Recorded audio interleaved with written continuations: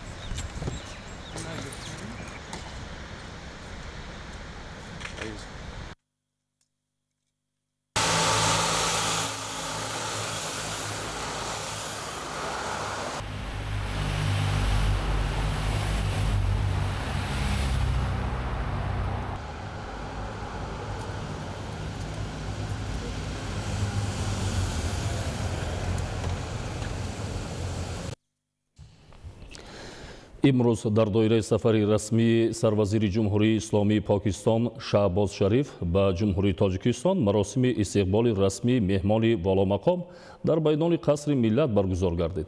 اساسگزار صلح و وحدت ملی، پیشوای ملت، پرزیدنت جمهوری تاجیکستان محترم امامعلی رحمان سروزیر جمهوری اسلامی پاکستان شهباز شریف را صمیمانه استقبال گرفته به بالای شاهصفه فخری دعوت نمودند. همچنین در این روز ملاقات و مذاکرات سطح عالی تاجیکستان و پاکستان هم در ملاقات خاصه سران دولت‌ها و هم در واخوری با اشتراک هیئت‌های وسیع دو جانب دایر شد. پس از انجام ملاقات و مذاکرات مراسم امضای سندهای نوی همکاری برگزار گردیده در حضور و با اشتراک پیشوای ملت و سروزیر پاکستان 9 سند مهم به امضا رسید. ملاقات و مذاکرات تاجیکستان و پاکستان در نشست مطبوعاتی که با اشتراک محترم امامعلی رحمان و محترم شهباز شریف برگزار گردید نتیجه گیری کرده شد. گزارشی همکاران ما. دوم ایول سروزیر جمهوری اسلامی پاکستان شهباز شریف با سفر رسمی به جمهوری تاجیکستان تشریف آوردند. مراسم استقبال رسمی سروزیر جمهوری اسلامی پاکستان در میدان قصر ملت که به خاطر پذیرایی مهمان ادانه آرا یافته بود برگزار گردید. اساسگزار صلح و وحدت ملی، پیشوای ملت، پرزیدنت جمهوری تاجیکستان محترم امامعلی رحمان سروزیر جمهوری اسلامی پاکستان محترم شهباز شریف را صمیمانه استقبال گرفته به بالای شاهصفه فخری دعوت نمودند. برای استقبال از بین آماده باش.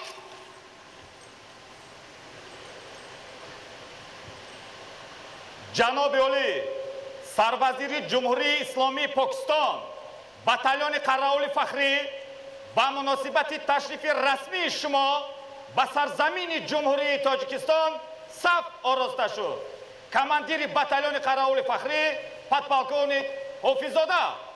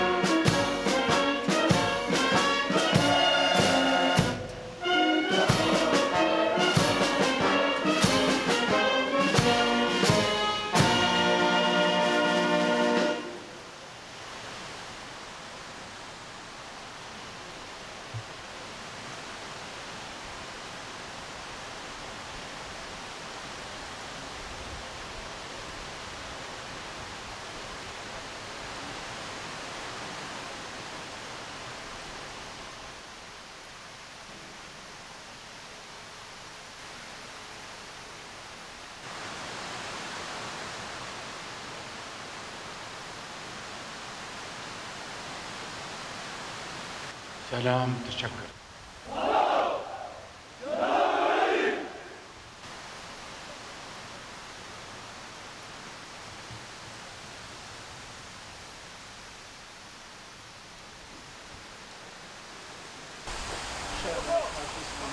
Chamber of Parliament.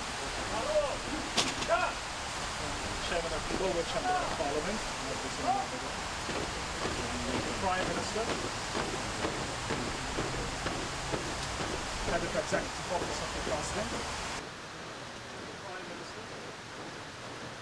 معاون سروزیر وزیر کارهای خارجه پاکستان. You're welcome. That's a flash of receiving جوانی وزیر مدافعه وزیر اطلاعات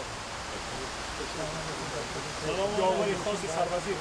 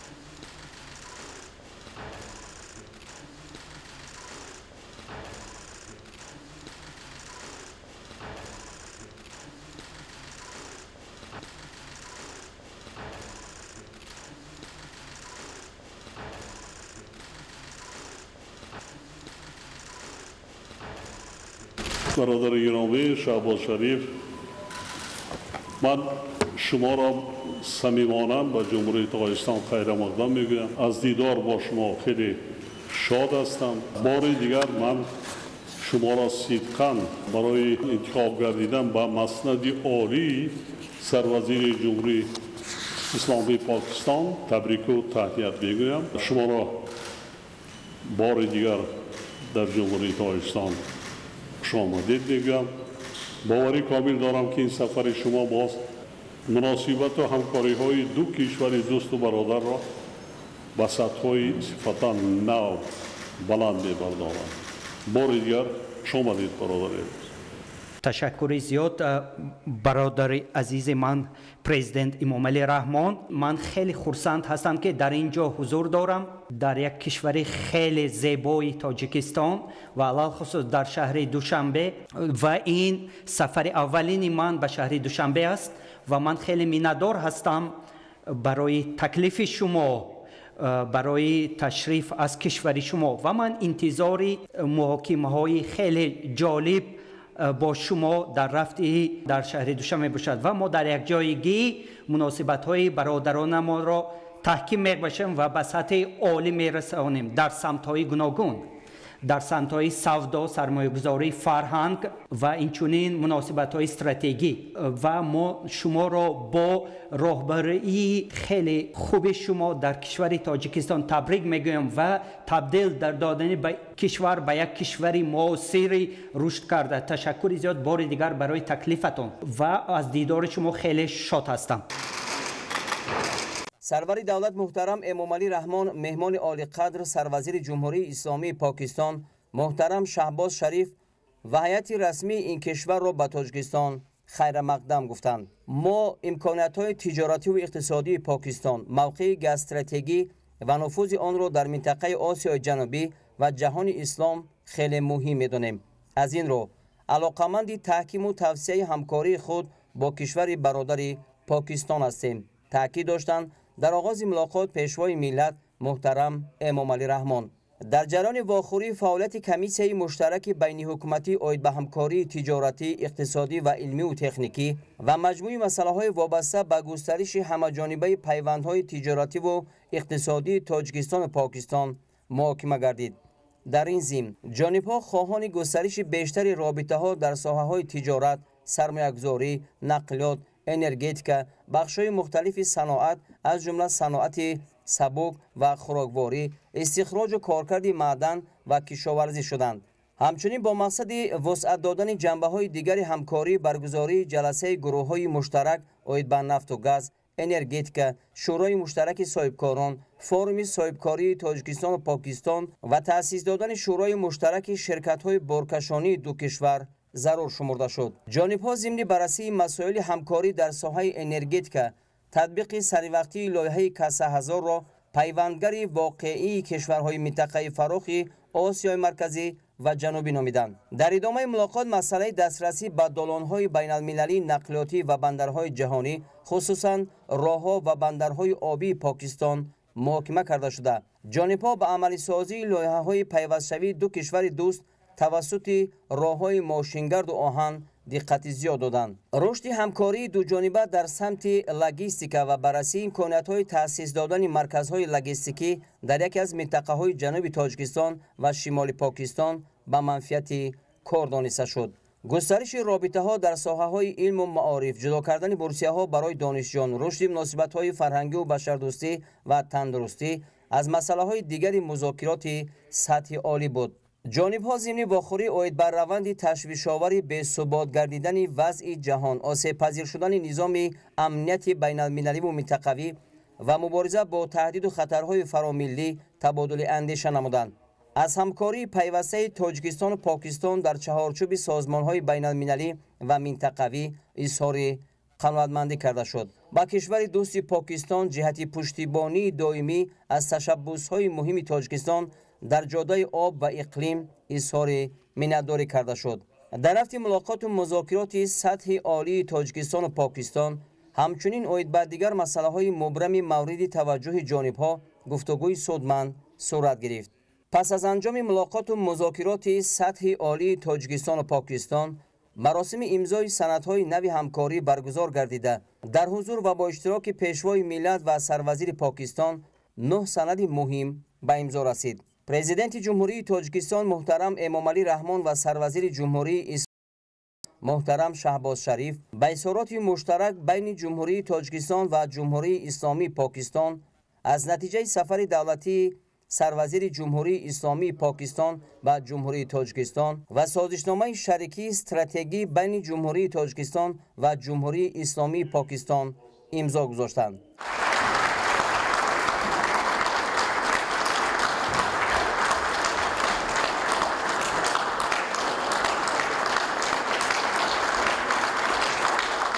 سپس تبادل سندهای قبلا به امضا رسیده صورت گرفت. برنامه همکاری بین وزارت کارهای خارجه جمهوری تاجیکستان و وزارت کارهای خارجه جمهوری اسلامی پاکستان برای سالهای 2025-2026. پروتکل نیت همکاری بین وزارت صنعت و تکنولوژی‌های نو جمهوری تاجیکستان و وزارت فدرالی کارهای بحری جمهوری اسلامی پاکستان درباره گسترش همکاری در صادرات و واردات مالها و محصولات صنعتی. سازشنامه اوید به همکاری علمی بین اکادمی ملی علم‌های تاجیکستان و اکادمی علم‌های پاکستان. خریطه راه بین کمیته رشد سیاحی نزد حکومت جمهوری تاجیکستان و کارپوراسیون رشد سیاحی جمهوری اسلامی پاکستان. یادداشت تفاهم علاوگی بین اگنتی اویاسیون گراجدانی نزد حکومت جمهوری تاجیکستان و مأموریت اویاسیون گراجدانی حکومت جمهوری اسلامی پاکستان اوید به خدمت رسانی علاقه هوایی. یادداشت تفاهم میان دانشگاه ملی تاجیکستان دوشنبه تاجیکستان و دانشگاه پنجاب لاهور پاکستان. یادداشت تفاهم اوید به همکاری بین فدراسیون کریکت تاجیکستان و شورای کریکت پاکستان. پس از انجام مراسم امضای سندها محترم امامعلی رحمان و محترم شهباز شریف نشست مطبوعاتی آراسته نتیجه های ملاقات و مذاکرات تاجیکستان و پاکستان را نیک و ثمره بخش ارزیابی نمودند. محترم نمایندگان واسطه اخباری خانم و جنابان، نخست دوست و برادر گرامی خود جناب عالی شهباز شریف سروزیر جمهوری اسلامی پاکستان و هیئت همراهشان را بار دیگر خیر مقدم میگویم. ما از ادامه پیوسته روند تماس‌های سیاسی تاجیکستان و پاکستان در سطح عالی اظهار قناعتمندی می‌نماییم. مذاکرات ما ضمن سفری رسمی سروزیر جمهوری اسلامی پاکستان جناب عالی شهباز شریف چون عنعنه در فضای حسن تفاهم کامل، صمیمیت و اعتماد به همدیگر صورت گرفتند. ما نتیجه های ملاقات های امروزه را عامل مهم تحکیم و توسعه تمام مجموع همکاری های تاجیکستان و پاکستان ارزیابی می‌نماییم. امروز جانب ها بسته نوی سندهای همکاری را به امضا رسانیدند که زمینه حقوقی مناسبت‌های بین دولتی دو کشور با هم دوست را دوچند تقویت می‌بخشند. بخصوص می‌خواهم اهمیت تاریخی سازشنامه درباره شریکی استراتژیکی را تاکید نمایم. باور دارم که سطح صفتا نوی رابطه‌های دو جانب عامل رشد ثمره‌بخش آنها در همه سمت‌های همکاری خواهد گردید. هر دو جانب بر آن نظرند که همکاری فراگیر و سازنده کاملا جوابگوی منفعت‌های درازمدت مردمان دو کشور میباشد. همزمان با این تاکید گردید که پیشبرد این روند و گسترش همگرایی منطقوی و تحکیم صلح و ثبات در منطقه فراخ آسیای مرکزی و جنوبی مشاهدت جدی می‌نماید.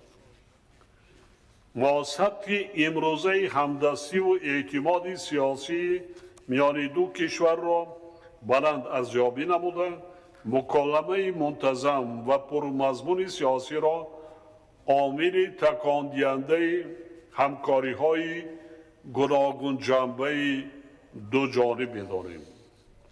در عین زمان موافق مقصد می بود که عرصه همکاری‌های اقتصادی توسط ادامه ثمره‌بخش کار کمیسیون مشترک بین حکومتی توسعه داده شود.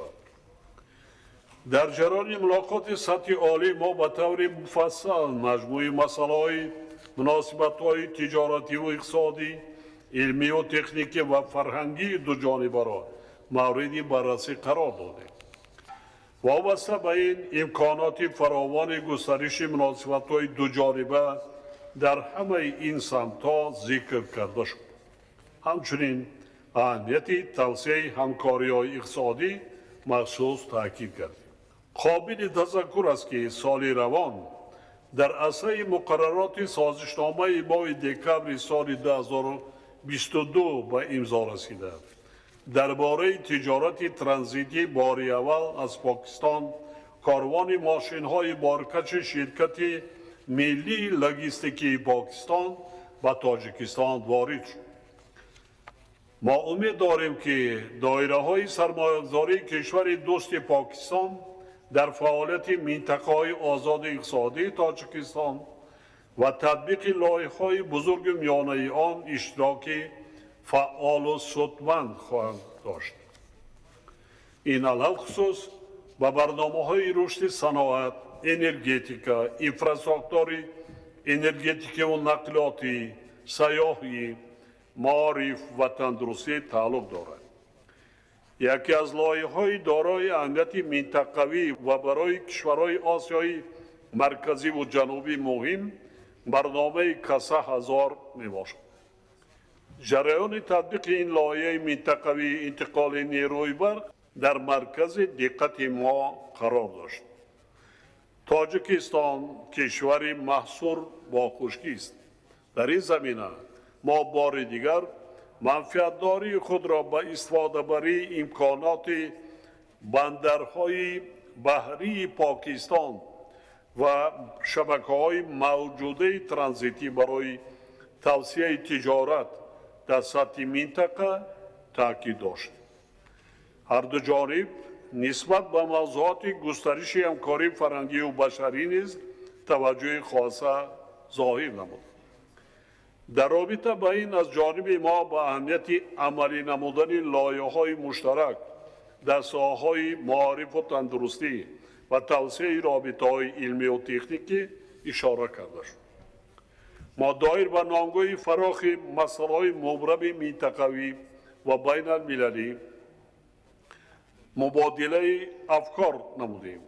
وابسته به این نسبت به موضوع رشد تکامل گسترش همکاری‌های بسیار جانبه از جمله در چارچوبه سازمان ملل متحد، سازمان همکاری شانگهای، سازمان‌های همکاری اسلامی و همکاری اقتصادی، دیگر ساختارهای بین المللی و منطقوی توجه خاص ظاهر کرده شد.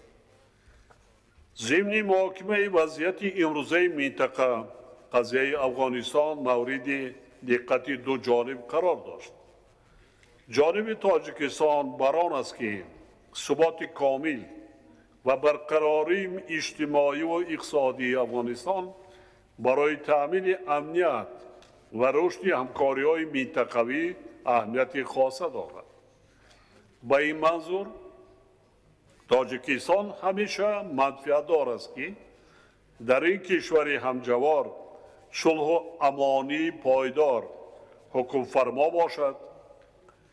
در این روند تأسیس حکومت واقعاً همشمول را عامل کلیدی می‌شماریم. مسائل مبارزه بر ضد تروریسم افراطگرایی، قاچاق مواد مخدر و دیگر ظاهرات جنایتکاری متشکل فرامرزی که به امنیت هر دو کشور و تمام منطقه خطر جدی ایجاد می‌سازند مورد بررسی ما قرار داشتند. در این سمت بیشتر هماهنگ نمودن فعالیت خدمات مخصوص و دیگر ساختارهای مربوطه دو دولت تقاضای زمان دانسته شد. ما از سفر رسمی سروزیر جمهوری اسلامی پاکستان جناب عالی شهباز شریف اظهار قناعتمندی کامل می‌نماییم. نتیجه های در دایره این سفر به دست آمده را باز یک قدم مهم در سمت گسترش مناسبت‌های دوستی و همکاری‌های سودمند دو کشور ارزیابی می‌کنیم. دوستان عزیز، حالا باشد رشته سخن را با کمال میل و جناب عالی می‌دهم. مرحمت برادر گرامی، سخن به شما. سلامت باشید. My very dear brother and برادر گرامی من friend, و دوست عزیز من President پرزیدنت Imam Ali Rahman, جمهوری تاجیکستان امام علی رحمان Tajikistan, members of و Pakistani delegation, اعضای هیئت پاکستان and و our brothers and sisters برادران و خواهران عزیز from Tajikistan از تاجیکستان and members of media. و Assalamu نمایندگان alaikum and a very good evening.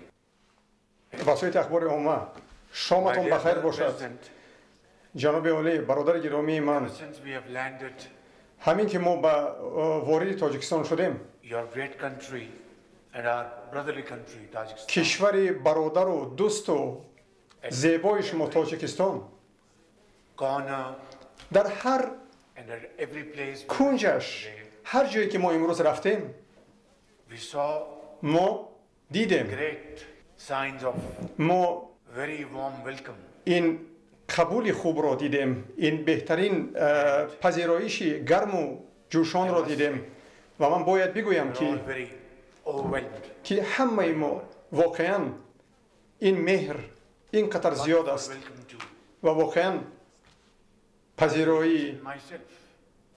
بهترین رو دیدیم. من و هیئت پاکستانی من That we به نظرمون چنین است که departed ما from our home, از خانه our home. به خانه خود آمدیم.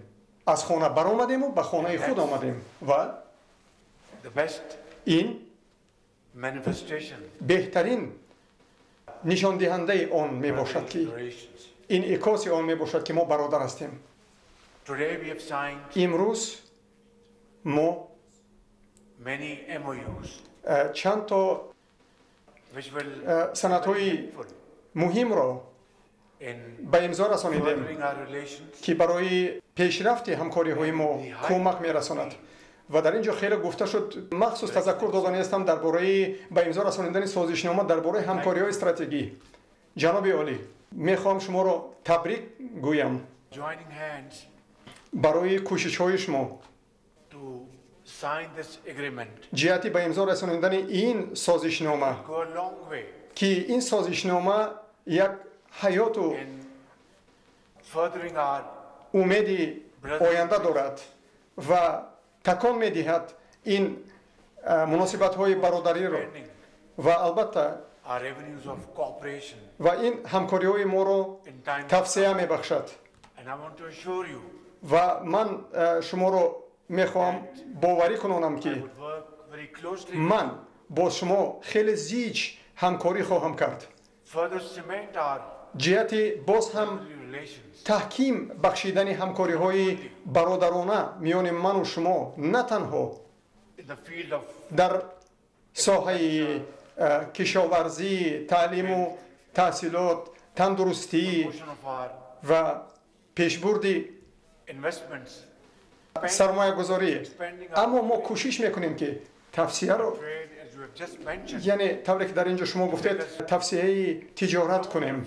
البته طوری که شما در اینجا خیلی خوب قید کردید، حالا همون همکاری های تجارتی ما تا سطح بلند نرسیده است. ما باید خیلی به هم زیج نزدیک کار کنیم برای رسیدن به اون هدف ها. سال تا سال برای پیشبرد تجارت، سودا و همچنین بلند برداشتن امکانیت های سرمایه گذاری برای کشورها. caravan جناب عالی، شما نام درباره کاروان گفتید. transported goods from Karachi port کاروان اون اتومبیل ها از بندر پاکستان تا به تاجیکستان آمدند توسط افغانستان. Now this is, حالا I think, to me, من فکر میکنم که اهمیت اقتصادی برای هر دو کشورها می باشد و همچنین برای افغانستان هم هست. built این هم باشد ساختن، تأسیس دادن، railroad and road connectivity یعنی علاقه های، یعنی راه آهن بین تاجیکستان توسط افغانستان که تمام مسیر تا به بندر پاکستان کراچی رفته می رسد و رفته رسانیدن، بردن، انتقال دادن مال و کالو از پاکستان تا به تاجیکستان خواهد بود. ما چند تا از امکانیت های مهم رو مورد بررسی قرار داشتیم وابسته به پیشبرد، امکانیت های پیشبرد سرمایه گذاری، تجارت، سودا. این هم باشد یکی از you mentioned about طوری که شما در اینجا گفتید، the program of یعنی برنامه China, چین، Tajikistan, تاجیکستان و افغانستان یک تأسیس دادن دالان. شما درباره دالان گفتید، ما خیلی خوشحال هستیم در وابسته به این یعنی برنامه، این نقشه. جناب عالی، من خوشحال خواهم بود که با certainly هم would like to کاران چینی خودم این مسئله را مورد بررسی قرار گذارم و از شما هم خواهش میکنم که این مسئله را نیز با جانب چین شما هم گفتگو کنید. و بار دیگر تشکر میکنم و البته من خیلی خوشحالم که در تاجیکستان هستم که درباره امکانیت های تجارتی و سودای دو جانبه بسیار جانبه مورد بررسی گذاریم. و البته جناب عالی، امروز شما درباره بسته اون حسن تفاهم کامل گفته گذاشتید. یعنی یکی از این سازشنامه‌های حسن تفاهم این هم باشد وابسته به طلبات ویزا، یعنی آنهایی که شناسنامه‌های حکومتی دارند و دیپلماتی دارند. و البته این خیلی خوب می بود که برای با relations and که achieving our goals. همکاری های ما مناسبت های ما In addition, گسترده شود. البته در علاوه بر این جناب عالی Tajikistan and Pakistan هم تاجیکستان و هم پاکستان آنها جبردیده تروریسم می باشند. پاکستان has faced this menace روبروی این for long years. پدیده نامطلوب سالها است که روبرو است A huge و price در این راستا خیلی قیمت بلند را پرداخته است. این هم باشد جان آدمان می باشد economic loss. و البته چقدر ضرری اقتصادی دیده است. میلیون ها دلار Thousands and thousands و of هزار Pakistanis have paid their lives. شهروندان پاکستان جان باختند در مبارزه علیه تروریسم. Ordinary citizens in Pakistan, یعنی شهروندان پاکستان در 4 منطقه پاکستان KP، پنجاب، سند و بلوچستان traders, doctors, و مثلا سوداگران، دکتران، مهندسان، working women, یعنی زنهایی که شغل دارند، دانشجویان، مادران، کودکان، brothers, برادران. a Pakistani اگر شما پاکستانی رو walking the street ببینید راه رفته ایستاده است، شما بر علاوه می‌بینید که آن ضرر دیده همین عمل‌های تروریستی میباشد و قوه‌های مسلح پاکستان با این menace of terrorism. پدیده نامطلوبی تروریسم مبارزه میبرند و چقدر جان باختند هنگام ادای کار خودشان و همین گونه ما توانستیم این پدیده نامطلوب رو سرنگون کنیم و از بین ببریم 18. و از سال 1979 اما ما میبینیم که انا همون پدیده با سر بالا کرده ایستاده است. من به تفصیلات نمیروم اما من گفتنی هستم که ما کاملا عهده‌دار می باشیم سرسپرده همین مسئله می باشد که یک بار دیگر که تروریسم را از ریشه کن کنیم در پاکستان. همچنین ما به شما پیشنهاد میکنیم که اگر بیایید دست به دست باشیم با هم و این پدیده رو با هم از بین ببریم. دست به دست فرق ندارد در کدام شکلی باشد، در کجای باشد، به خاطر آن که اگر ما یعنی ببینید که اگر ما آرامی را و صلح را در این حوزه در این منطقه یعنی برقرار نکنیم، تامین نکنیم، پیشروی نمی شود و صلح و ثبات این تامینگر همه چیز است جناب عالی. و البته ما پیشنهاد داریم که ما به طور همه جانبه همکاری کنیم. کاسا هزار این واقعا برنامه کاسا هزار اوید به انتقال برق واقعا این یک خواسته های ما می باشد. حالا ما مبلغ گذاری میکنیم این لایحه را و ما میبینیم که جانبهایی که در اینجا اشتراک میکنند خواهش دارند و البته سال آینده این یعنی پره تمام میشود. ساختمان همین یعنی کاسا خط انتقال یعنی کاسا هزار و البته ما خوشحالانه این را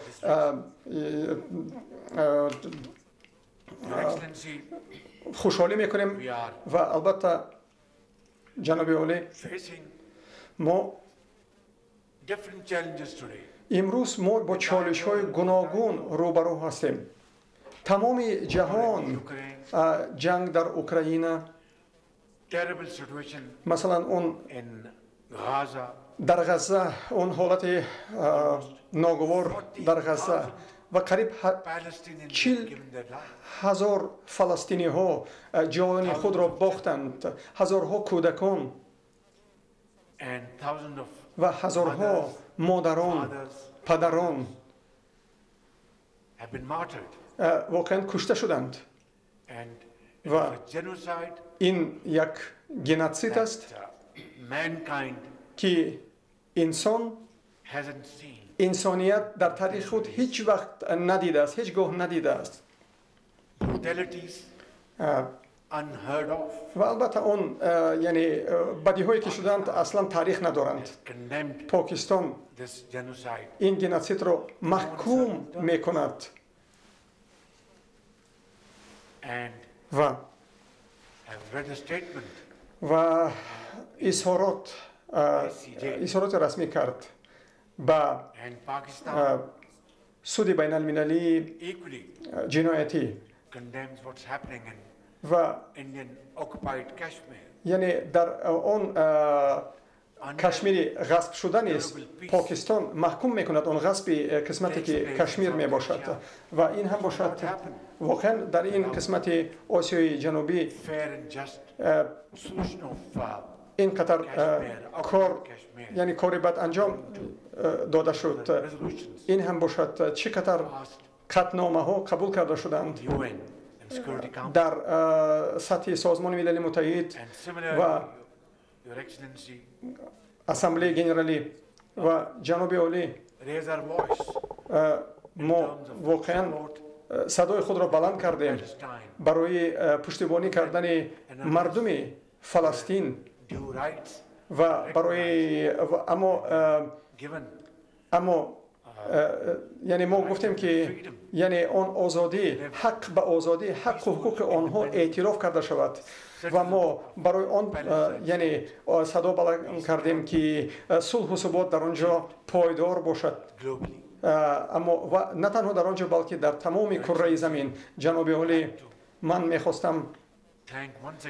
یک بار دیگر اظهار تشکر کنم از شما برای آن دعوت شما Invite you once again. دعوت گرم به تاجیکستان و کشور برادر شما پاکستان Forward to your با شما خواهد بود و ما انتظار سفر شما به پاکستان مثل که شما سفر کرده بودید. تشکر میکنم جناب عالی. جناب عالی، دوست و برادر گرامی،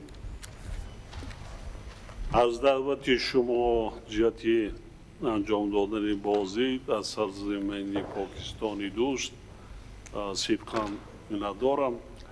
با کمال سرفرازی از این دعوتی دوستانه شما البته استفاده خواهم کرد. محترم نمایندگان واسطای اخباری ما، نشست مطبوعاتی ما به پایان رسید. برای اشتراک در آن به همه حاضرین سپاس خویش را اظهار می‌نمایم. سلام علیکم.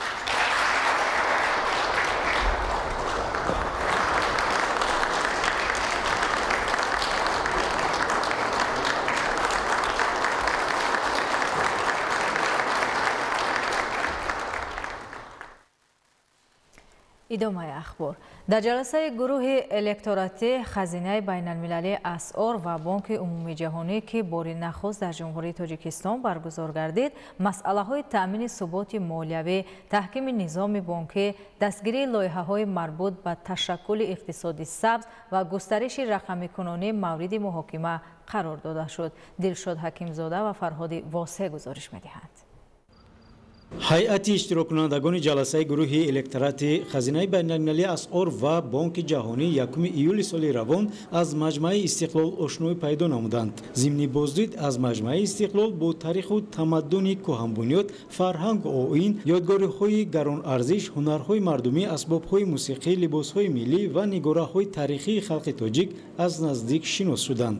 рамзи истиқлолу озодӣ бо намои зебои худ ҳусни пойтахти ҷумҳуриро куллан тағйир додааст. тарҳи пурҷило ва тасхиркунандаи он диққати меҳмононро ба худ ҷалб карда, завқи онҳоро ба зебоипарастӣ бедор намуд. сипас ба қисмати болоии маҷмаи истиқлол баромада бо фараҳмандӣ табиати зебоманзари пойтахти ҷумҳурии тоҷикистон шаҳри душанберо тамошо карданд. маҷмаи истиқлол инъикоскунанда ва рамзи давлатдорӣ, истиқлолият, соҳибдавлативу соҳибтамаддунӣ ва таърихи омӯзандаи миллати кӯҳанбунёди тоҷикро таҷассум мекунад. 2 июли соли 2024 ҷаласаи гурӯҳи электорати хазинаи байналмилалии асъор و بانک جهانی برگزار گردید. جلسه مذکور باری اول در جمهوری تاجیکستان دایر گردیده جهت تحکیم همکاری ها در دایره کشورهای عضو الکترات با مقصد باز هم بلند برداشتن نفوذ تاجیکستان در عرصه بین‌المللی، معرفی امکانات های نو همکاری و سرمایه گذاری مساعدت خواهد کرد. در جلسه مذکور نمایندگان حکومت جمهوری تاجیکستان، خزینه بین‌المللی اسعار، بانک جهانی، وزارت های مالیه و بانک های مرکزی کنفدراسیای شویتزاریا، لهستان، جمهوری های آذربایجان، سربیا، قزاقستان، قرقیزستان، ازبکستان، تاجیکستان و ترکمنستان اشتراک نمودند. بیشتر جلسه روانه شده است با همکاری‌های اقتصادی بین این دولت‌ها. از آن جمله همکاری را زیج می‌کند در سمت همکاری بین بانک‌های مرکزی این دولت‌ها. اینچنین اشتراکچیان جلسه امکان فراهم آوردند که موقع خود را دایر به مسائل مهم نظامی بانکداری، نظامی مالیه این دولت‌ها مطابق و موافق سازند. تطبیق لایحه‌های سرمایه‌گذاری دولتی یکی از نقش مهم را در رشد اجتماعی اقتصادی کشور بازی می‌کند، چون که این زمان زیاده از 80 لایحه دولتی سرمایه‌گذاری عملی شده است و آنها همه پهلوهای رشد ساحه اقتصادی و اجتماعی دولت را در بر می‌گیرند. از آن جمله لایحه‌هایی که امروز دایر آنها صحبت رفت و اشتراکچیان جلسه الکترات در معروضات خود قید کردند، این بیشتر لایحه‌ها با دستگیری رشد نیروی انسان، ساحه‌های معارف و رشد اینفراستراکتور و رشد نظام مالیه دولت‌های اشتراکچیان جلسه الکترات بودند. در جلسه گروه الکترات خزینه بین‌المللی اسعار و بانک جهانی، رهبران سازمان‌ها، نمایندگان وزارت‌های مالیه و بانک‌های مرکزی کشورهای اشتراکچی راجع به مسائل‌های مورد نظر برآمد نمودند. از جمله گفته شد که تاجیکستان تحکیم و توسعه همکاری را با خزینه بین‌المللی اسعار برای عملی سازی منبع اصلاحات اقتصادی و ترقیات با مرام مملکت ضرور می‌شمارد. مساعدت به تامین ثبات مالیوی، تحکیم نظام بانکی، دستگیری لایحه‌هایی که به تشکل اقتصادی سبز، گسترش رقم‌کنونی، حل مسائل‌های اجتماعی و آب و اقلیم روانه شده‌اند، از سمت‌های افضلیت‌ناک همکاری منبع ارزیابی گردید. И Таджикистан, и Казахстан входят в одну группу, которая возглавляется нашими швейцарскими коллегами. Как вы знаете, швейцарский национальный банк является одним из ведущих банков, одним из наиболее продвинутых. Он является эмитентом резервной валюты швейцарского франка. Поэтому я считаю, что нам повезло, что мы находимся в этой группе. Эта группа проводит выездные заседания, но это бывает достаточно редко, поэтому я считаю, что то, что в Таджикистане сейчас это происходит, это большое событие для финансового сектора республики. Обсуждаются самые разные вопросы, от глобальной экономики, глобальных финансов до каких-то конкретных вещей, связанных с нашими странами непосредственно. Я думаю, что есть и теоретический, и практический смысл и польза от таких встреч. Я считаю, что все люди, которые приехали сюда, увидели, насколько динамично развивается, в первую очередь, сам Душанбе, столица, но в то же время не только столица, а весь Таджикистан. Я лично в Таджикистане не первый раз, но был здесь некоторое время назад, уже вижу большое количество изменений. Это не может не радовать, потому что Казахстан и Таджикистан связывают давние исторические связи. У нас прекрасные отношения на высшем политическом уровне, наши президенты регулярно встречаются. И, на мой взгляд, это правильный путь. Это правильный путь двигаться вместе, развивать центральноазиатскую интеграцию, больше торговать, инвестировать, потому что мы большой и сильный регион, нам нужно двигаться сообща. گفته شد که نظام شفافیت اقتصادی به تاجیکستان امکان می‌دهد که اعتماد سرمایه‌گذاران خارجی را تحکیم بخشد و بر رشد تجارت و انفراستراکتور در مملکت مساعدت کند. همچنین مسئله‌های گسترش همکاری با شریکان رشد در ساحه‌های واقع اقتصادی از قبیل رقم‌کنونی، انرژتیکا، صنعت، کشاورزی، تقویت نیروی انسانی، راه‌های تشکل سیاست پولی و قرضی، کاهش دادن سطح تورم از جانب ҷониби баромадкунандагон мавриди баррасӣ қарор дода шуданд. Дар ин радиф ҷонибҳо масъалаҳои марбут ба рушди устувор дар иттиҳоди Аврупо ва Осиёи Марказиро муҳокима намуда, вобаста ба таъсири раванди тағйирёбии иқлим ки солҳои охир ба суръати рушди иқтисодиёти ҷаҳон таъсири ҷиддӣ расонидааст, ибрози назар намуданд. Меня зовут Татьяна Проскурякова, я региональный директор Всемирного банка по Центральной Азии. Мне доставляет особое удовольствие участвовать в сегодняшнем заседании наряду с представителями всех 5 стран Центральной Азии. Очень важной темой обсуждения сегодня была модернизация экономик стран Центральной Азии и перевод их на зеленые рельсы. И также очень важной темой во всем мире, в том числе в Центральной Азии, является приспособление к изменению климата и большая устойчивость к изменению климата, которую мы все переживаем сейчас. Мне очень приятно, что Всемирный банк может играть очень важную роль в этой работе. Мы работаем по преодолению последствий изменения климата во всем мире, в том числе в Центральной Азии. Конкретно в Таджикистане у нас очень большая и динамичная программа. У нас на сегодняшний день 25 проектов на общую сумму больше $1,5 миллиарда, которые мы предоставляем Таджикистану на безвозмездной основе. дар қисмати дигари ҷаласа дар мавзӯъҳои иқтисодиёти сабз ҳамчун алтернатива барои рушди иқтисоди мамлакатҳои ҷаҳон ва рақамикунонӣ ҳамчун тамоюли рушди иқтисоди миллӣ ва ҷомеаи муосир машварати сатҳи баланд баргузор карда шуд. дар он иштирокдорон масъалаҳои муҳими марбут ба рушди иқтисоди миллӣ, ташаккули нерӯи инсонӣ, сармоягузорӣ дар рушди энергияи сабз дар минтақаи Осиёи Марказӣ, аз ҷумла бунёди нерӯгоҳҳои бодӣ ва офтобӣ, истифодаи самараноки соҳаи гидроэнергетика ва захираҳои обӣ, пешрафти соҳаи маориф, рушди долонҳои нақлиётӣ ва ҳукумати электрониро баррасӣ намуданд, ки дар рушд ва баланд бардоштани сатҳи иҷтимоию иқтисодии давлатҳои ҷаҳон нақши калидӣ доранд. Дилшод Ҳакимзода, Фарҳоди Восеъ, Мақсади Мақсад, Ахбор.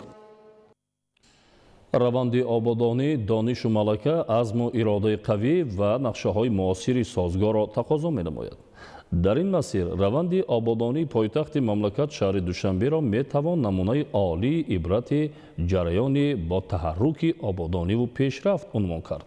зеро пойтахти мамлакат дар асоси дастуру ҳидоятҳои пешвои миллат муҳтарам Эмомалӣ Раҳмон ва фаъолияти босамари раиси шаҳри Душанбе муҳтарам Рустамӣ Эмомалӣ дар як муддати кӯтоҳ на танҳо симои худро дигар кард, балки дар тамоми самтҳо гомҳои устувори рӯ ба пешрафтҳо мегузорад.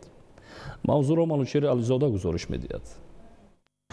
шаҳри Душанбе пойтахти ҷумҳурии Тоҷикистон аз рӯи масоҳат калонтарин шаҳри мамлакати мо ба ҳисоб меравад. Душанбе дар масири солҳои истиқлоли давлатӣ чандин марҳилаҳои рушдро аз сар гузаронидааст, аммо давраи асосӣ ва таҳрикии раванди пешрафту таҳарруки он ба чанд соли охир рост меояду алоқамандии зич дорад. зеро маҳз дар 5 соли охир пойтахти мамлакат ба таври воқеӣ ва аёнӣ дар тамоми самтҳо дигаргун шуду ба дастовардҳои зиёдӣ ноил гардид.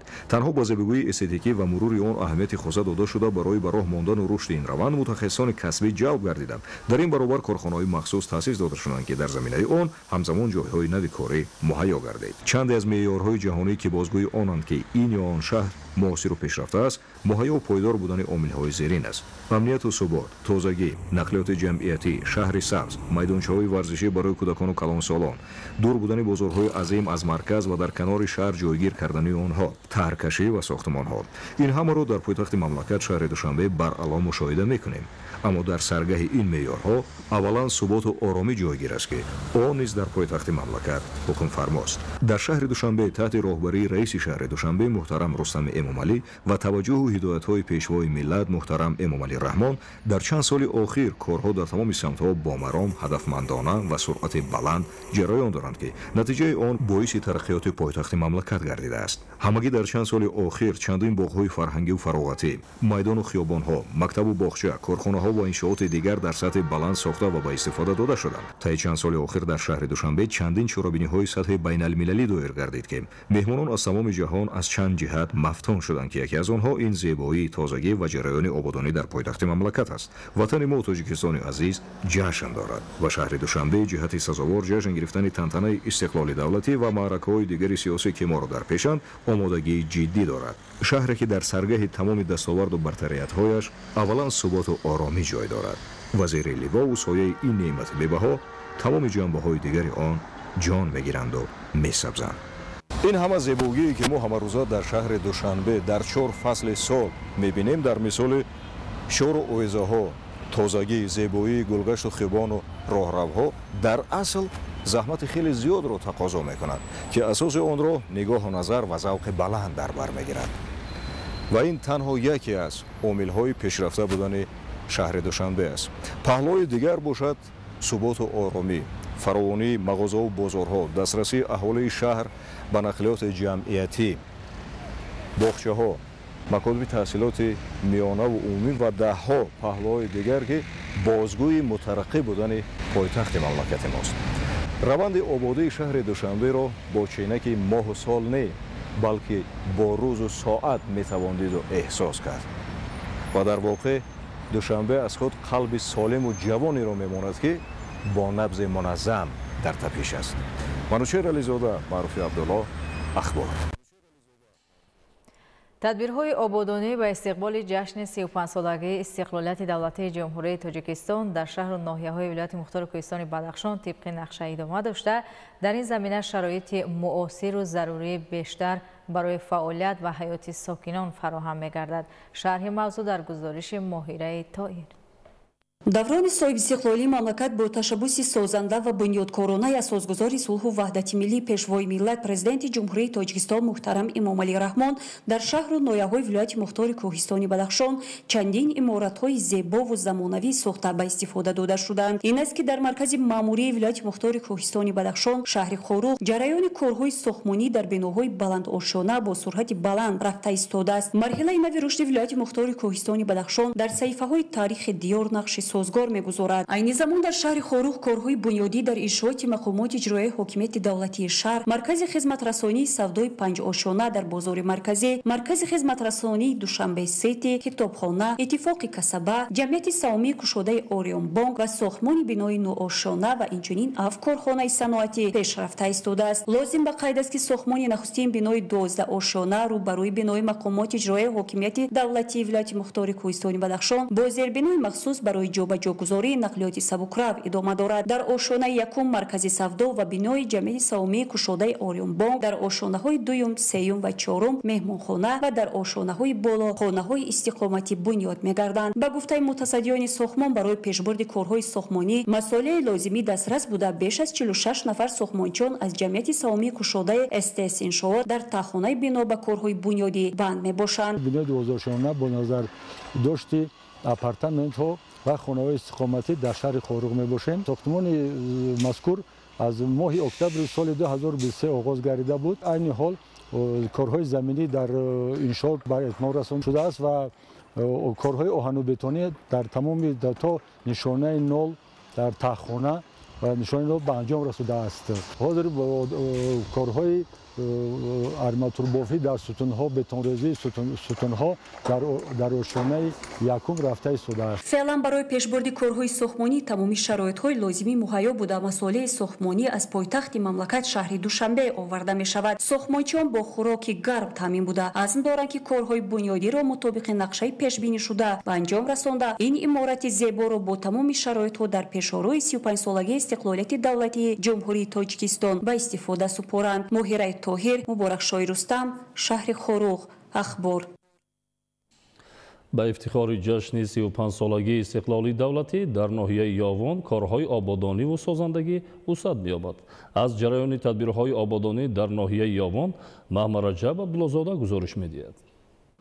استقلالیت دولتی و ثبات سیاسی امکان فراهم آورد که با استفاده ارزش‌های ملی و دولتی درمان تحکرسی تشکل جامعه شهروندی گذاشته شود و برای بهتر شدن سطح و صفت زندگی مردم، سالمی ملت، آبادی وطن و آینده درخشان تاجیکستان صاحب استقلال زمینه‌های مساعد مهیا گردد. باعث سرفرازی است که دوام سالهای صاحب استقلالی برنامه‌های زیادی دولتی جهت اصلاحات ساحه تندرستی، سالمگردانی جامعه و پیشگیری بیماری‌های گوناگون عملی می‌گردند. در این زمینه با ترقیات علمی طب و تکنیک و تکنولوژی با طلبات زمان معاصر جواب با دستگیری و سپارش‌های نیکبینانه اساسگزار صلح و وحدت ملی پیشوای ملت پرزیدنت جمهوری تاجیکستان محترم امامعلی رحمان در ساحه تندرستی شرایط‌ها فراهم آورده شده خدمت‌رسانی را با تکنیک و تکنولوژی نوترین جهانی به راه گذاشته سری وقت به مردم خدمت‌رسانی طبی خود را میرسانند.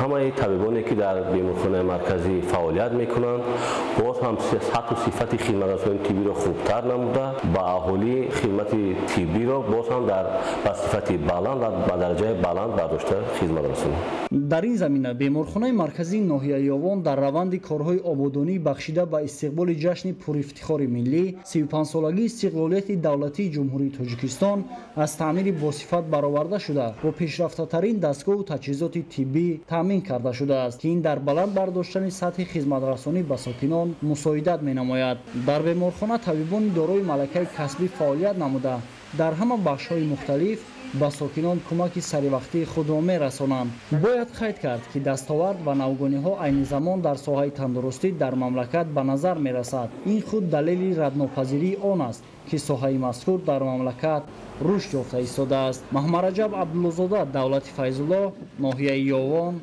اخبار.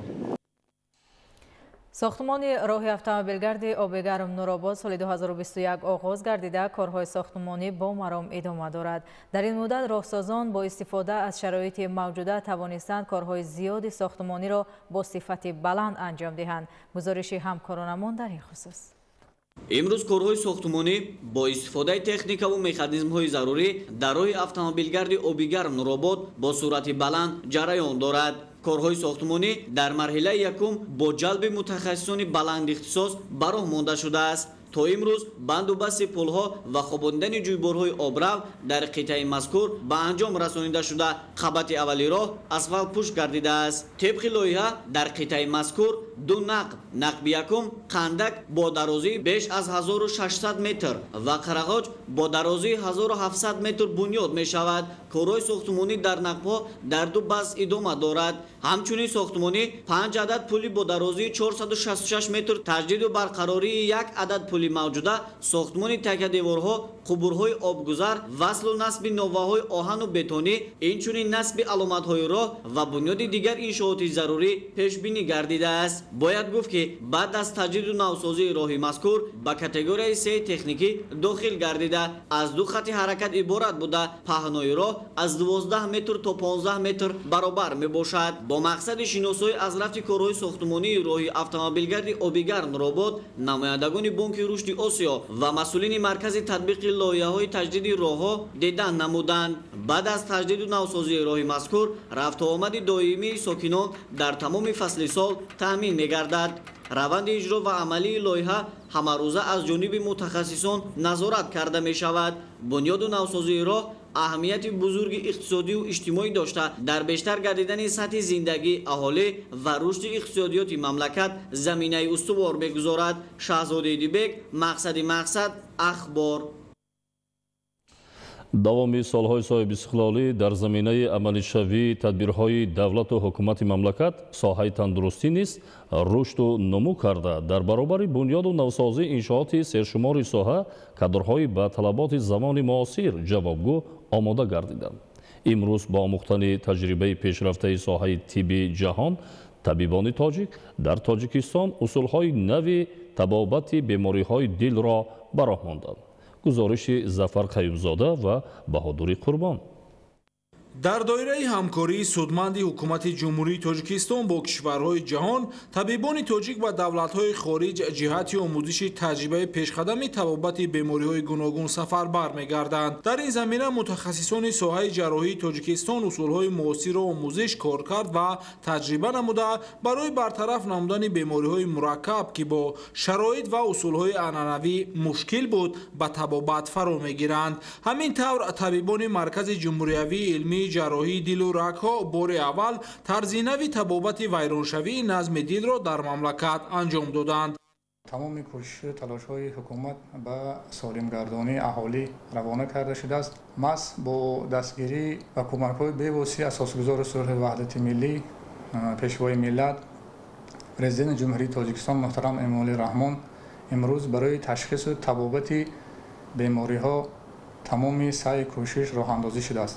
ҷавобан ба ин ғамхорӣ сарвари давлат ва ҳукумати ҷумҳурии тоҷикистон имрӯз табибон кишвар ҳамарӯза кӯшиш менамоянд ки дараҷаи хизматрасонии тиббӣ ба аҳолиро хубтар ва назаррас гардонанд ва инчунин муроҷиати беморон ба хориҷи кишвар низ камтар гардад. Табибони кишварамон бори аввал дар маркази илмии ҷарроҳии дил рагҳо имплантасияи транскатетерии клапани аорталӣ ба роҳ монда шуд.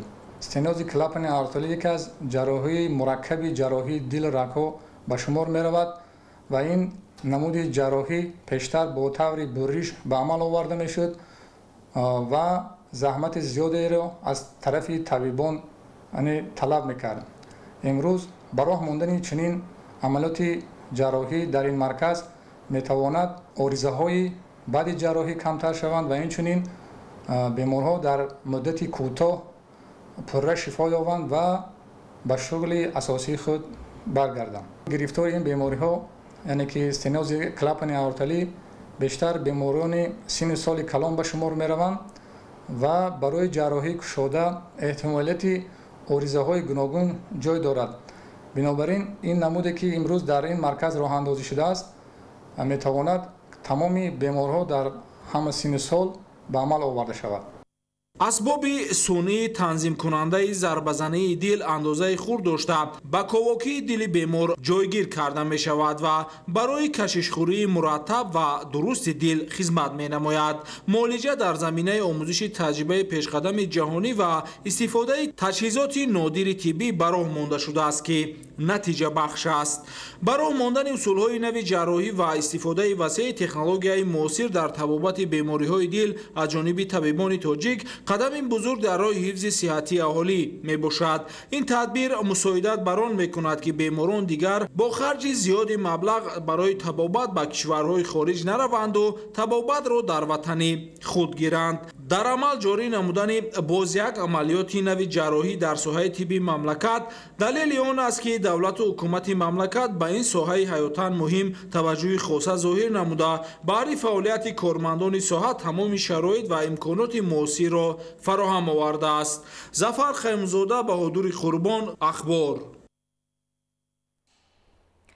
استفاده مقصدناک زمین از جانب ساکنان و کشاورزان ناحیه شمس‌الدین شاهین به افزایش استحصال حجم مجموعه محصولات استعمالی در ناحیه مساعدت نموده، جهت بلند برداشتن سطح نیکوحوالی مردم زمینه مساعد فراهم ساخته است. حالا کشت و پرورش و جمع آوری بعضی محصولات کشاورزی در ناحیه جریان دارد. تفصیلات بیشتر در گزارش علیم ناصرزاده.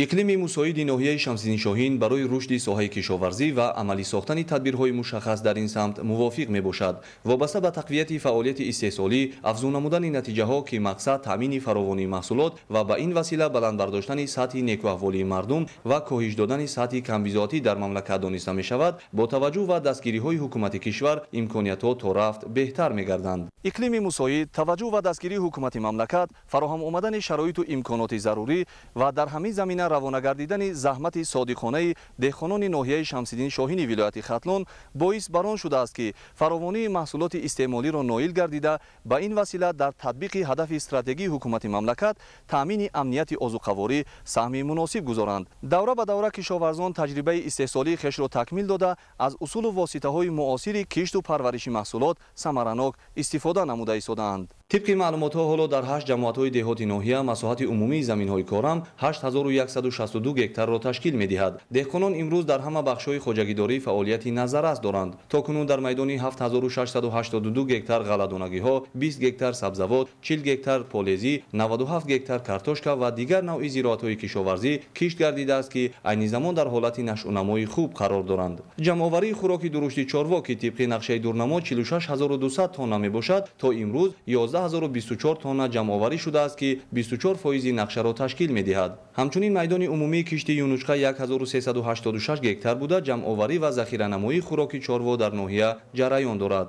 باغپروری یکی از بخش‌های اساسی و رشد یافته ساحه کشاورزی ناحیه شمس‌الدین شاهین دانسته می‌شود. در این سمت خواجگیداران همساله به دستاوردهای نظررس استحصالی نائل می‌گردند. مساحت عمومی میدان باغ‌های میوه‌دهنده در ناحیه 2571 گکتار بوده، تنها در سال جاری در میدان 36 گکتار گکتار باغی نو بنیاد شده است. کشاورزان امروز با استفاده از تجربه متخصصان و توصیه عالمان ساحه شکل نوی باغپروری را رواج داده ایستادند. بنیاد باغ‌های اینتنسیوی که با راه قطرگی آبیاری می‌شود از فعالیت سیرمحصول دهقانان دانسته می‌شود. خواجگی دهقانی به نام کبیریان ناحیه در مساحت 2 گکتار باغ اینتنسیوی بنیاد کرده حالا در خواجگی 5000 بیخ نهالان سیرحاصلی سیب پرورش می‌یابد. سال سوم است که نهالان باغ ثمرآور گردیده دهقانان حاصلناکی را نسبت دیگر شکل باغپروری فراوان و بهتر ارزیابی می‌نمایند. کشاورزان خواجگی دهقانی به نام مراد علی ظریف نیز بنیاد باغ اینتنسیوی را در میدان 70 ساتیق قطعه زمین تجربه کرده از خارج کشور با دسترس نمودن نوع‌های نهالان سیرحاصلی سیب در فراوان حاصلی میوه‌های خوش‌صفت سهمگذاری می‌کنند. مقدار زمین‌هایی که در خواجگی اونها هست 3.5 گکتار رو تشکیل می‌دهد. از 3.5 گکتار زمین 1.5 گکتارش زمین‌های کرامی باشند، کرامی لالمی. در باغ 3 نمود سیب رو پرورش کردیم. یکم نوعش نوی گالا میباشد که بهترین سیب سیرحاصل ناز. دیوم نوعش نوی فوجی نوی گالاندی میگن یا سیب‌هایی که از خارجی و دسترس شدگی هستند. سیم نوعش بود سیب گلدن. در بین قطارهای سیب با مقدار 40 سوتی کارتوشکا شنوندگی هستیم که کارهای آگراتکنیکیش با مردم رفته است و نشنامه خوب دارد. دشت جوم یکی از جماعت‌های دهاتی دوردست ناحیه شمس‌الدین شاهین است. در این منطقه کوهی نیز ساکنان قطعه‌های زمینی نزد حولگی و خواجگی‌های دهقانی را ثمراناک و منفعت بخش استفاده می‌نمایند. بهره رواج ساحه کشاورزی در این موضع امکانیت‌ها فراوان است. آب رود و دریاها، چشمه‌های مصفا و اقلیم مساعد طبیعت بهترین شرایط برای فعالیت کشاورزان محسوب می‌یابد. هر یک دهقان جماعت دشت جوم، هر یک دهقان فرد ناحیه شمس‌الدین شاهین زمین‌های نزد حولگی خود را ثمراناک استفاده می‌برند و همین را گفتنی هستم که اگر به شرطی که خواجگی همین یک عائله در حدود خود 15 ساتیق داشته باشد، همین 15 ساتیق زمین را با ساتیخ‌ها جدا کرده است. در 3 ساتیخش کارتوشکا، در 3 ساتیخش پیاز، در 3 ساتیخش لوبیا، همین خیلی استفاده برده است که هر یک ساکن دشت جوم همین بگیم که 2 ساله خوراک خودش را 40 امر محترم پیشوای معظم ملت است جمع میکند، حاصل خود را غون می‌دارد و عموما ما از محتاج به آرد نمیشویم، محتاج به روغن نمیشویم، چون که روغن زغیر میکنیم، روغن انک سیمچکا میکنیم، روغن انک گلی محصر میکنیم.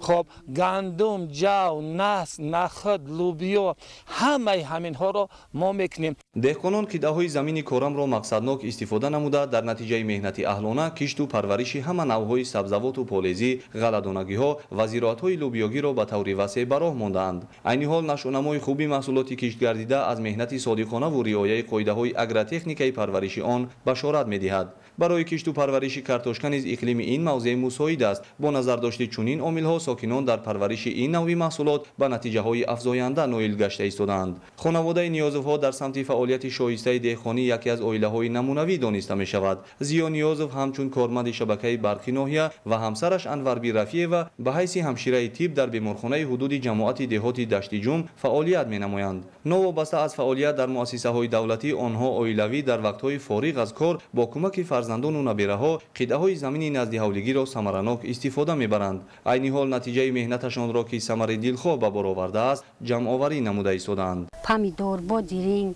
سیر پیاز، کارتوشکا پرورش میکنیم، حاصل خوب به دست میاریم. حاضر کارتوشکا کش کردگیم، جمع‌آوریش بسیار خوب رفته ایستاده است. پیاز هم جمع‌آوری کرده میگیریم. درختایی که در اینجا هستن انجیر، انار، انگور، مثال سیبی، از همین میوه ها ما مربا تیار میکنیم. ساکنان این منطقه دوردست کشور با اظهار قناعتمندی از دستگیری های حکومتی مملکت و فراهم آوردن امکانیت و شرایط سازگار فعالیت دهقانی تلاش و زحمت خویش را بهر آن روانه نموده ایستادند که حاصلناکی محصولات کشاورزی را تا رفت افزون نموده در کاهش دادن سطح کمبیزاتی و تامین امنیت آذوقه‌واری مملکت سهمگذاری نمایند. عالم ناصرزاده، عالم میرزا، خورشید نادرخان، ناحیه شمس‌الدین شاهین، اخبار.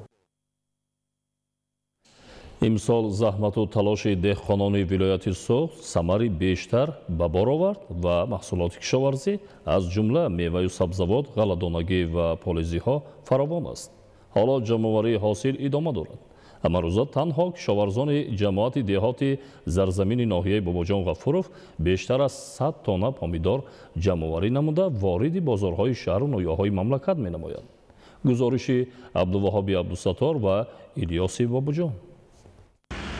кишоварзони вилояти суғд бо истифодаи самараноку оқилонаи замин ҷорӣ намудани роҳу усулҳои парвариши зироати гуногун ва истеҳсоли маҳсулоти кишоварзӣ мақоми шоистаро соҳибанд ва ҳамасола аз заминҳои корами обӣ чандин маротиба ҳосил ҷамъоварӣ мекунанд.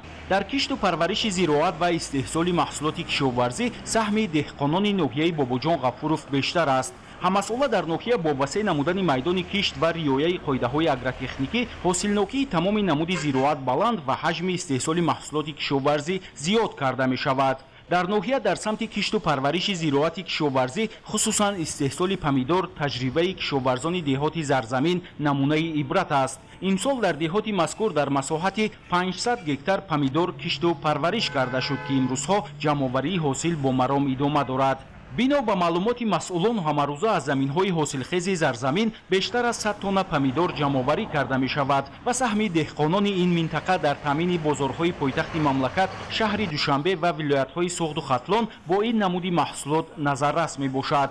ҳамарӯза агар 40 тонна помидор барои фурӯш ба бозорҳои истеъмолии вилояти Суғд пешниҳод гардад, 60 тоннаи дигар ба шаҳри Душанбе, вилояти Хатлон ва шаҳру ноҳияҳои тобеи марказ интиқол дода мешавад. имсол ҳосил фаровон буда дар шафати роҳи мошингарди Ғафуров зарзамин помидор ва дигар намуди маҳсулоти кишоварзӣ ки дар ҳамин минтақа парваришу истеҳсол карда мешавад бо нархи нисбатан арзон ба фурӯш бароварда шудааст.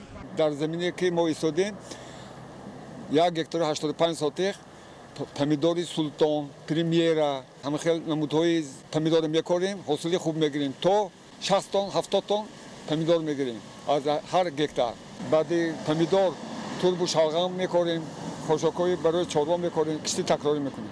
дар деҳоти зарзамин деҳқонон заминро самараноку оқилона истифода мебаранд. тавре маълум гардид, кишоварзон дар як замин парвариши ду намуди зироат помидор ва ҷуворимаккаро баробар ба роҳ мондаанд. баъди ҷамъоварии помидор дохили қатори зироати ҷуворимакка карам ва турбу шалғам кишт карда мешавад. яъне дар давоми сол деҳқонон аз як замин 4 ҳосил ҷамъоварӣ менамоянд.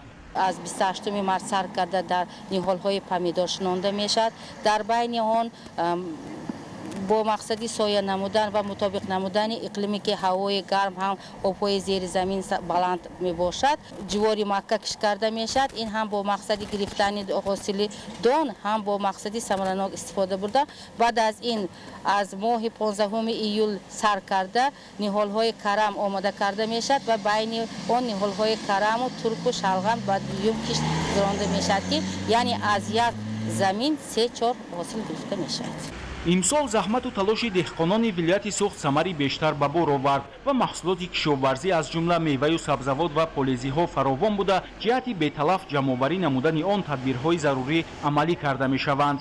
ба хотири таъмини сокинону меҳмонон бо маҳсулоти тару тозаи кишоварзӣ дар ду шафати роҳи Душанбе Чаноқ ҳудуди шаҳру ноҳияҳои айнии Шаҳристон, Истарафшан, Деваштич, Спитамен, Ҷаббор Расулов, Бобоҷон Ғафуров ва Мастчоҳи вилояти Суғд бештар аз 100 гӯшаи деҳқон ташкил карда шудааст. дар ин нуқтаҳои сарироҳӣ деҳқонон маҳсулоти боранҷ парваридаи худ ба монанди меваҷот, сабзавот ва полезиҳоро бо нархҳои нисбатан арзон бидуни миёнарав ба фурӯш мебароранд.